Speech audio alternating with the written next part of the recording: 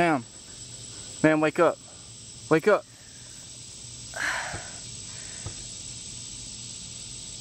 Ma'am, you okay? Are you Kevin Bass? Yeah? I've heard about your meningitis. Can I ask you some questions? Sure. Alright, can you give me some background on your life right now? I'm Kevin Bass, 28, and I suffered from bacterial meningitis on September 16th, 2008. What point in your life were you at when this happened? Well, I was working in pharmaceuticals. I just recently been laid off. I was very active in water sports, and was down in Florida at a surf expo, and when I got home I just started feeling sick.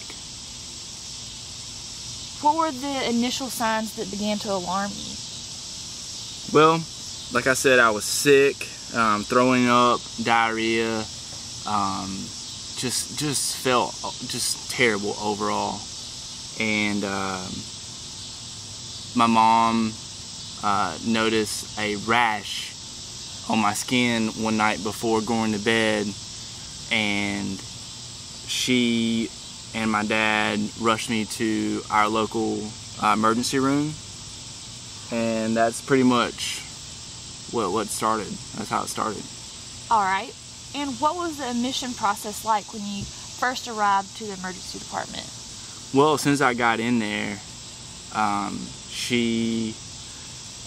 her or my dad, one, went up to the receptionist, or maybe there was a nurse right there, and explained my situation, and she took a look at my rash and realized that this was a pretty serious matter. So they bumped me up in front of the other patients that were waiting because they knew how critical I already was.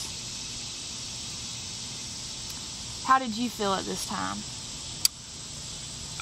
Actually, I really didn't. I felt normal, and they definitely knew by my vital signs and everything. My blood pressure was 55/40. 55/40. Temperature was like 104.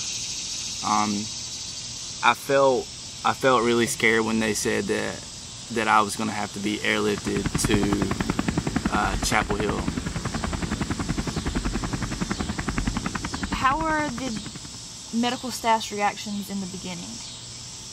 They were very alarmed and curious, because no one really knew at the time what was going on. But as soon as this one specific ER doctor at Wilson Medical Center saw me, he knew that they had to get me somewhere.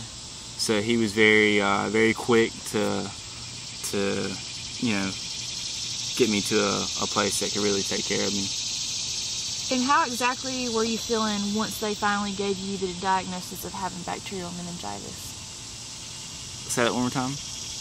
How exactly did you feel when they gave you the diagnosis of having bacterial meningitis? Well, I was out for like a week. As soon as I was airlifted there, I went straight to ICU. They put me in a medically induced coma, and I didn't know what was going on, although my parents knew what was going on. So I didn't really know much. I didn't know what was going on. I didn't know how serious it was. I didn't know what bacterial meningitis was at all. And how long were you in the hospital, and what exactly was the hospital experience like? I was in the hospital for 2 weeks. The first week was in ICU. I was on all kinds of antibiotics, because this was a bacterial infection. I was in there for a week. I was on the ventilator. So once I could, breathe on my own, they knew that they could try to, wean me off and actually get to a point where I could just be off of it completely. So they got me off of it, and things started changing for me. I went to a regular room for another week, so I was there a total of 2 weeks, and that was my stay. Can you describe exactly what the recovery was like? The recovery was really hard. I basically had to learn how to walk again. I received physical therapy from at home because I was so weak. I lost so much weight. I was down. I couldn't believe that this type of thing happened to me. I had scars all over my body, especially from my knees down.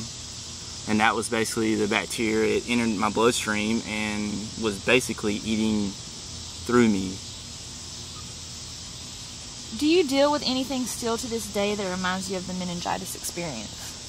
To be honest, I'm very blessed. It could be a lot worse. You could simply type in on Yahoo bacterial meningitis and click images and see, just how serious it can be. People lose legs and arms, but my case, things seem like a little harder to comprehend sometimes, and I have those scars still, which are really nothing, compared to what it can be. So they'll be something I'll hold on to for my whole life.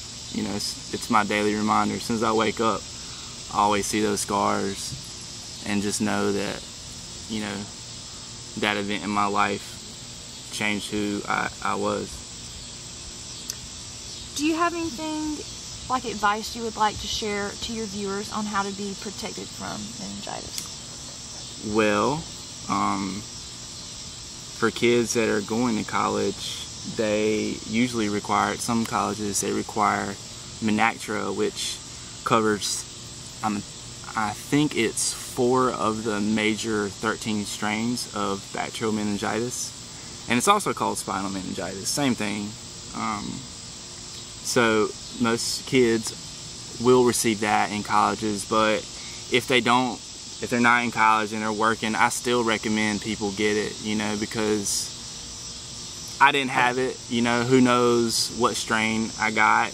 It might have been one before, so I might would have, been immune to that one, but it could have been one of the other 9 or so or whatever major strains. So I just think getting the vaccine is a very, very good option.